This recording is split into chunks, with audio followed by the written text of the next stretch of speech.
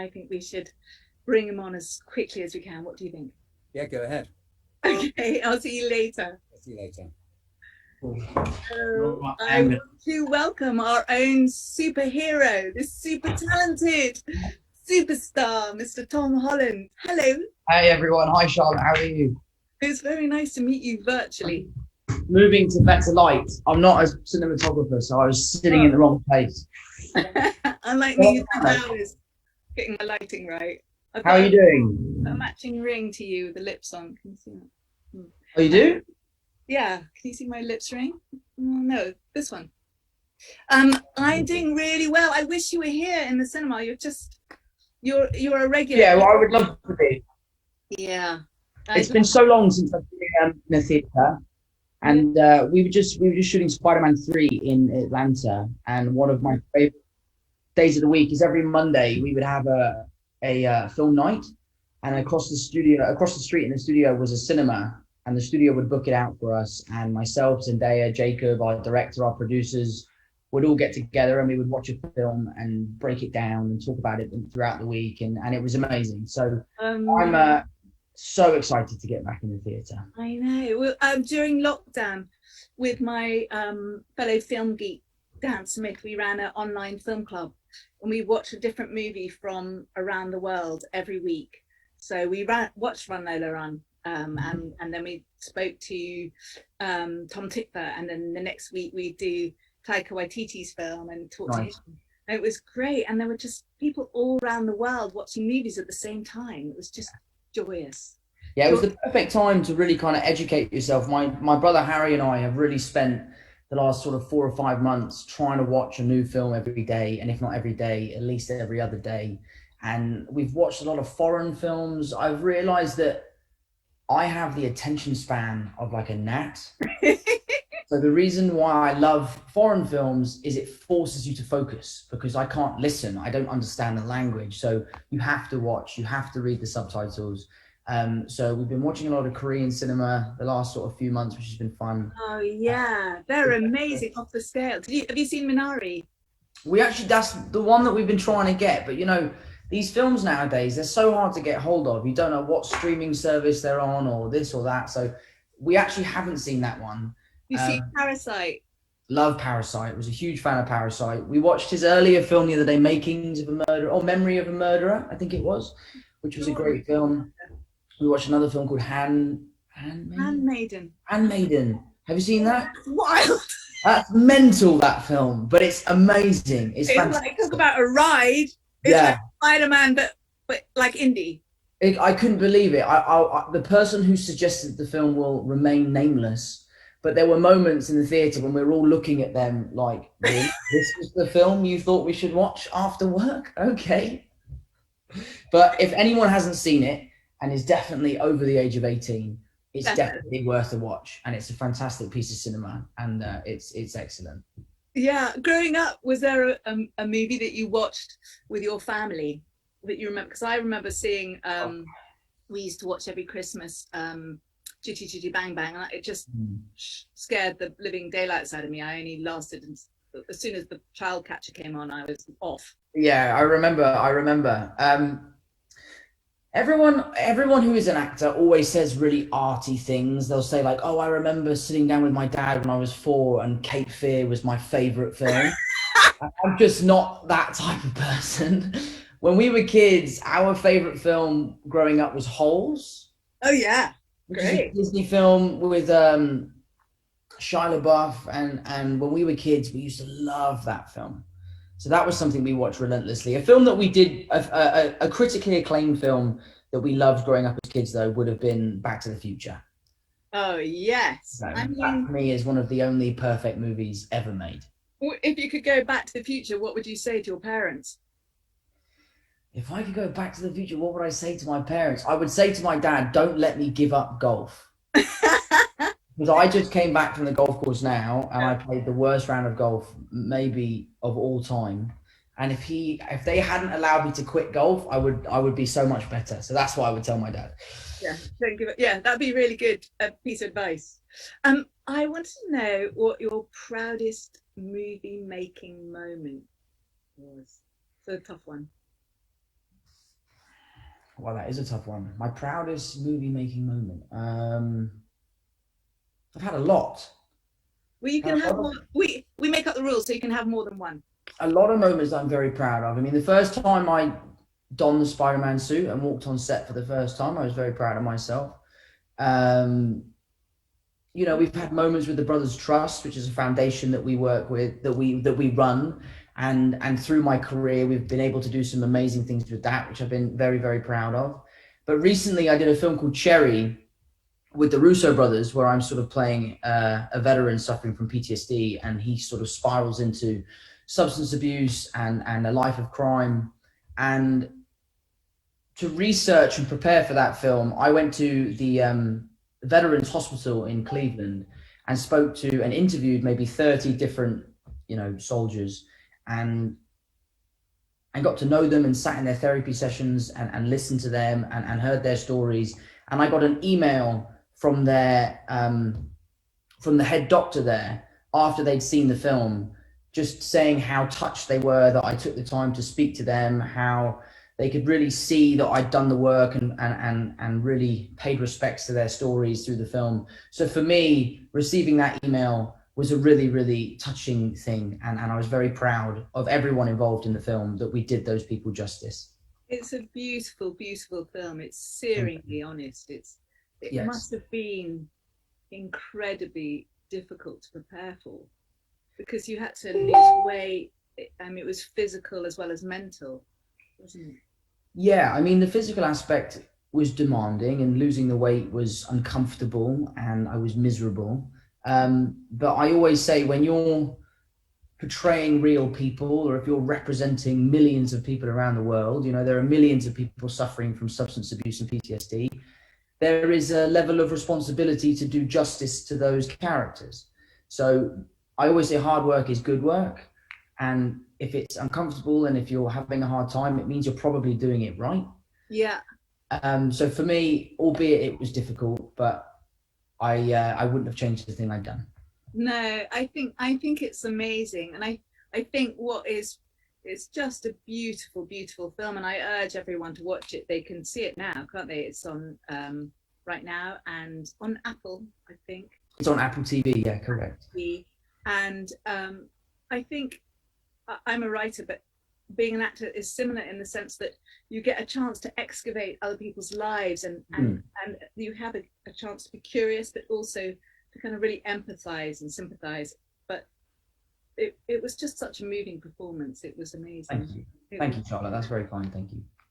I wanted to know that if you could remake any movie, this is another tough one.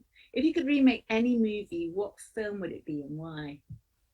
See, that's a tough one again, because I think when I was doing Spider-Man 1 and we were prepping for that film, I sat down with my director and just sort of said, John Watts, who I love, I said, what do you want me to do? What do you want? And he basically said, I want you to be this generation's Marty McFly. That was his goal for me. And that was a challenge I was willing to accept, something I was really excited for, and ultimately something I think I achieved. Yeah. So people ask me all the time, you should play Marty McFly. You should play Marty McFly. I think that'd be really cool. That film is so perfect. Yeah. As much as I would love to play that character, and I'd love to whiz around on a hoverboard, and I'd love to do everything that happens in those films, you'd be doing a disservice to that story. So that would be the film I'd want to remake, because I would not let anyone remake it. Yeah, so that's a really good answer. I would get the rights and sit on it and not let anyone do it. Yeah. Yes, get the rights right away. Okay, so I know that the world's slightly gone into meltdown, so my mind's been going off into other stratospheres, and I'm obsessed with Mars. And I'm just wondering, if you went to Mars, what movies would you take to remind you of Earth? Wow, what movies would I take to remind me of Earth on Mars? One of my favorite films of all time is a really well-made film. It's a fantastic story. It's about family, more importantly, a father-son relationship. I have an amazing relationship with my dad, so I think that's why it hits home even harder. and it reminds me of home. It's a film I watch while I'm away. You know, obviously I spend a lot of time on the road, and it's a film I watch while I'm away. So I imagine on Mars it would have the same effect, but it is the Richard Curtis film About Time. Oh yeah. And, you know, again, not the coolest film in the world for an actor to say is one of their favorite films, but that film makes me so happy. And Rachel McAdams and Donald Gleason are so watchable and fun and loving in that film that I'm a huge fan of that film. Yeah, Richard Curtis films, they should be prescribed on the NHS just because they make you happy, don't they? Absolutely. I had a friend on was it SpiderMan or Uncharted?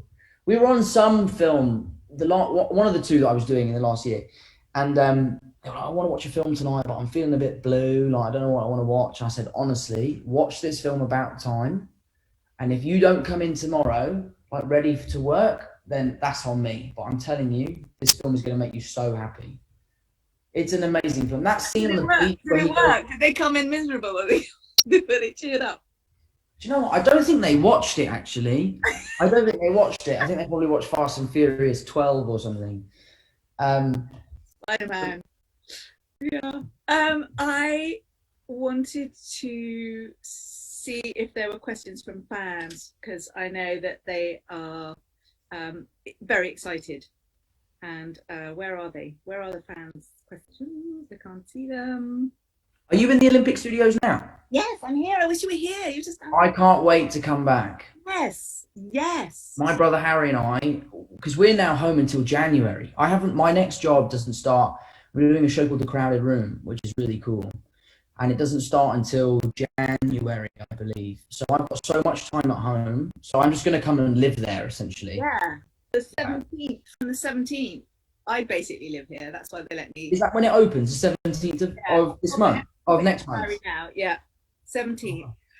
Tom, you said, I don't know who this question's from. Oh, yes, it's from, I hope I'm saying this correct, Ailey Collins.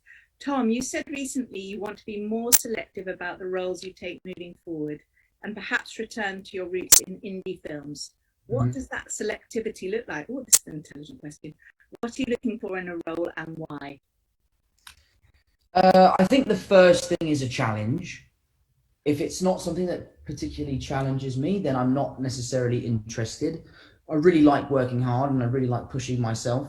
And so finding something that can really kind of take me out of my comfort zone. I like characters from places I've never been, because it gives me an excuse to go to these places and experience them and learn about them. Obviously direct. Impossible. Yeah, like The Impossible. We went to Thailand. I've never been to Thailand. Love Thailand. I would love to go back to Thailand. So one of the massive luxuries of this job is you get to travel the world and spend more time in these places than you would do if you were on holiday. So if a character takes me to, I don't know, Iceland, I would be well up for that, because I've always wanted to go to Iceland. You see everyone quickly writing scripts about Iceland. Yeah, absolutely. Challenging yourself, what, physically or mentally or both? Do you think? Both, really. You know, physical challenges come with every job. I really think figuring out a character's physicality is the first step to stepping away from yourself. I don't know if you noticed, but in Cherry, like, his movement is very labored and he's very slow, whereas my physicality in SpiderMan is very clumsy and he's kind of all over the place. So the physical challenges for me is something that I love. The mental challenges is what I find more difficult. But I work with an acting coach called Ben Perkins, who's a great friend of mine, and he is able to kind of dig these characters out of me, which is really fun.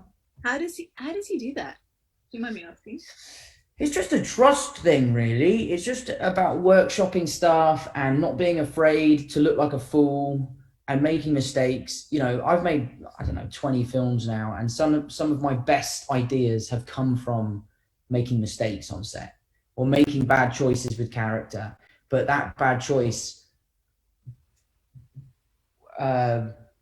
breathed life into an idea that completely changed the arc of where he was going. So he's just really good at kind of getting it out of me, and I trust him, and I love him. So I'm able to kind of feel comfortable and figure this stuff out. Will you see him before you take a role on, or do you see him during the whole process, or both? Yeah, so for example, my next job that I have coming up, I spoke to him a few times about, will you read the book? Will you have a look at the subject matter? Do you think it's something that's exciting? The next job that I have is kind of an actor's dream. I can't really talk that much about it, but it is an amazing opportunity for me as a young actor. And he, as someone who loves shaping performance from people, was very excited about the idea of me doing it. So he's very much involved in helping me decide whether I should do something. There's been a few things where he's like, I don't think you can do that yet. You need to take some time. So he's pretty great. That sounds great. More questions. Thank you very much for the other question. You can write my questions. Karen, what makes you say yes to a character? We've just done that one, I think. Which character have you played are you most similar to in real life? Oh, that's a bit tricky. Is that tricky? Ooh, which character am I most similar to in real life? I'd have to say Peter Parker. Oh, yeah. Peter Parker has this impossible need to impress people. Yeah. And sometimes that's a great thing, and sometimes it's a really bad thing, because I get really stressed that I've upset people all the time. And it can be as simple as someone comes in, I go, morning, and they're like, morning. And I'm like, oh no, what have I done? I'm exactly the same. And sometimes that can be a really bad thing, but then also it equally can be a great thing, because it gives me the motivation to work really hard and to push myself and to make sure that I am impressing people. And I think Peter Parker suffers from that as well. So I'd have to say that him and I are probably the most similar. It would be worrying if I said devil all the time. Yeah. Murderer. Yes. What about Tom? What was your best scene in Chaos Walking from Julie B? My best scene? There's some pretty cool fight scenes in that film. I haven't actually seen the final edit yet. I haven't had the time to sit down and watch it. I watched an edit years ago that hadn't been finished yet. So I guess that's a question that I'll probably have to wait until I've seen the full film to answer. But there's a fight scene in a river that I was very proud of, that took a lot of energy out of me. And I think it's pretty compelling in the film. Yeah, I think it, yes. Just looking, what's the best film that you've seen at the Olympic? I think that might come from the Olympic owners. I have to say, and this is very embarrassing, I've only ever seen my own films at the Olympic. The Olympic have been so kind to us over the years with the Brothers Trust and let us use the theatres to host screenings, for children in need who are suffering from illnesses, from charities that we sponsor, and then also for fans that have won raffle tickets to come, and all the money that we raise goes to these charities. So I've only actually ever been to see films that I'm in, which is terrible and makes me sound like such a narcissist. But I promise you, I will come all the time. How does it feel though, seeing yourself on the screen? Is there a disconnect? I think one of the best things about my job is that I'll work somewhere for 4 months, 5 months, meet 200 new people, make new friends, make new relationships. And then at the end of the film, I get this kind of perfectly made scrapbook, which is the film. So I get to sit down and watch a film I made 5 years ago and just think about, oh, I remember when we were doing that because that's when so-and-so fell over, or that's when this went wrong. And like the other day, Zendaya, Jacob and I sat down and watched SpiderMan 1. And, we're 24 now. We were 19 when we made that film. And it was so nice to be able to reminisce and to look back on what we'd achieved as young kids and to the memories we made. So yeah, my favorite thing about my job is that at the end of every job, I get this perfect little scrapbook that I can keep forever and watch whenever I want and reminisce about the amazing people and memories that I've made. Yeah. Is that what you love most about the movie making process? That sense of collaborative journey towards telling a story? Yeah, I think the solidarity that is built on set, the camaraderie between the crew and the cast, and everyone has the same goal in mind. You know, everyone wants to make the film as best as possible. Everyone is working with that in mind. You get to travel the world with people. You know, I'm kind of lucky now that I'm at a stage in my career where it's almost impossible for me to walk onto a film set and not have someone there that I've worked with before. So I'm always catching up with old friends, and you know, we might find ourselves in Morocco for 6 weeks, and all of a sudden, me and my mates are in Morocco, and we make movies 5 days a week, and 2 days a week we ride camels around or something. Yeah.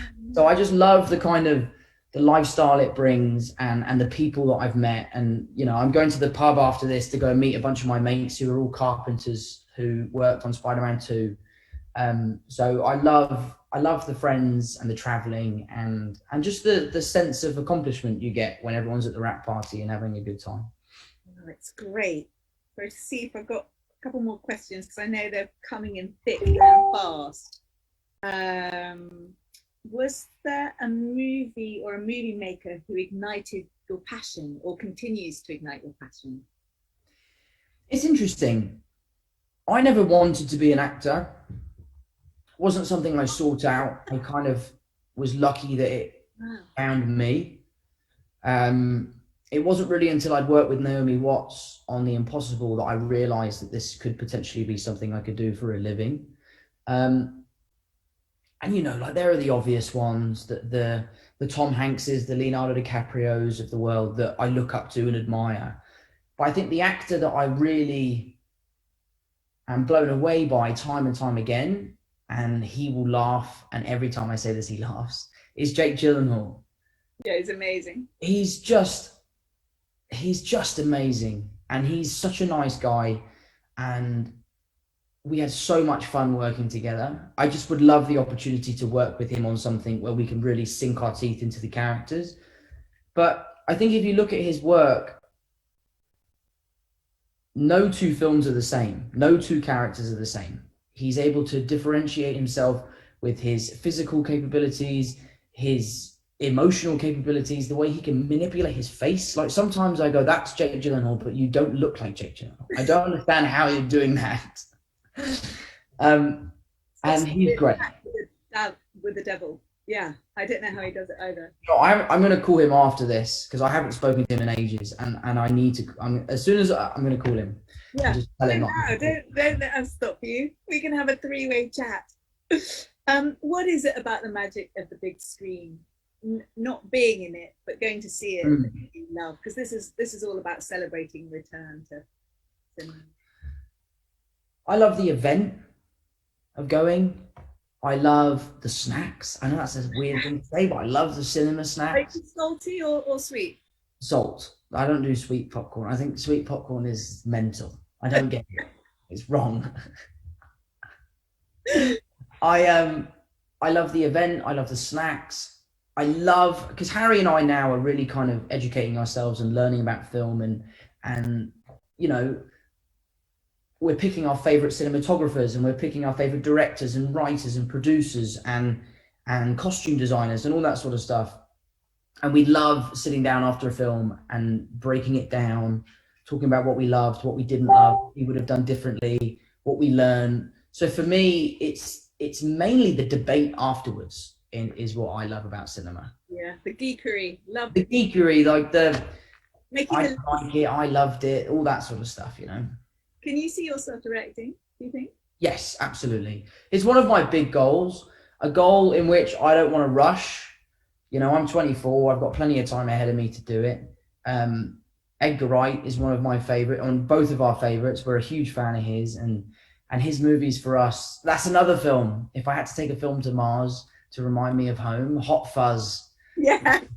That's a special film. But you know, I love cinema. I love going to the movies. I absolutely love going to the movies. And I'm very, very excited to get back there because I miss it. Me too. I wanted to ask, what do you reckon is your own Tom Holland superpower? What do I reckon is my own Tom Holland superpower?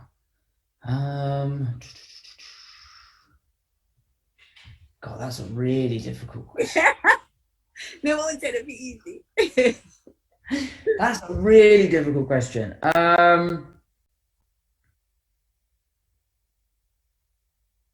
God, that's a really, really difficult question. What was the question? What's your own personal Tom Holland superpower? Uh, do you know what? And sounds crazy. I'm really good at apologizing.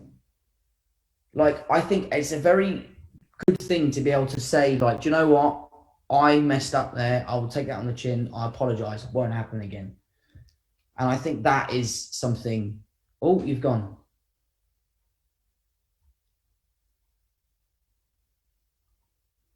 Hello?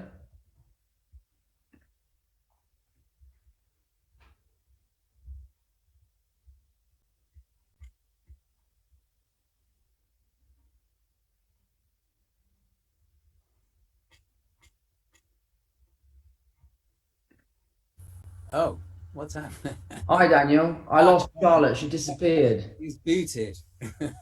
How are you? I'm very good. I love that. A superpower of apology. That's like the sort of the most superpower, but it's a very good one to have.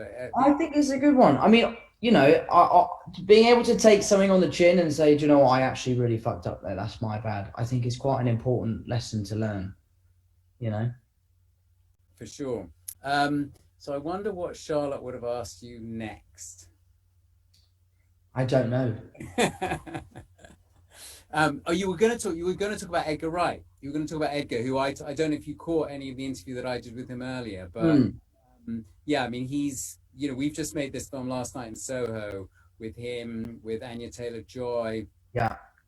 and Thomasin McKenzie, Terence Stamp, and the late great Dame Diana Rigg, which was huge fun to do, and I'm sure just listening to the taste that you've got, oh, there, Charlotte's back, it will be something you'll look forward to. But what of his movies, which is your favorite, would you say? Or do you, I mean, Shaun of the Dead?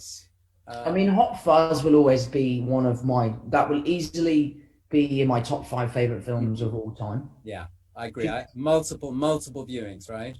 Oh, I mean, I must be in the 20s now. and I watch films, my top 5 films are based off of the way they make me feel. And that film reminds me of home and makes me happy. And it's also a really well-made film. It really is. It's fun. It's really, you know, it's intricate. It's clever. It's funny. You're right. It's very British, isn't it? There's something. It's so British. Yeah. And I'm always very proud. Like if I'm sitting down with American friends and they're sort of like, "What should we watch?" I'm like, "Can we please watch this film called Hot Fuzz? You'll love it." And it's a little bit of home, so I would love to watch it. What's great about Edgar, I guess, is that he can then make Baby Driver, which is an incredibly American film, but also equally as good. It's a great film. It's super fun. It's like a great popcorn film, and it's a great film. I really enjoyed that film. I've got a request to show a screen, this picture that someone has drawn of you. Can you see that? Oh, can you see? Oh. To the camera left. Oh, wow. Little SpiderMan. Yeah. Nice. That's amazing. I have to say, I don't know why we have to show you this, but maybe that's why I was taken off air, so I could get that. SpiderMan from Thomas Jenkins. Thomas Jenkins, huge round of applause. And I think we probably have to wrap up now. We have to wrap up. I can't bear it. I would love to talk to you all day. This has been so fun. It's been so fun. Thank you so much for joining us. Absolutely. And, so excited that the theatres are in the opening up cinema. again. We can watch. I will see you soon. Yeah, we can watch 2 of your movies this year, can't we? Back to back. We'll do it. We'll do a marathon. A double. Right. Thank you so much for joining us. Charlotte, Daniel, thank you very much. Yeah, thanks, Tom. Thanks for doing this. Thank you. See you later, guys. Yeah, we'll. Bye. Great. Bye, Tom. Oh, right. Okay, just us now.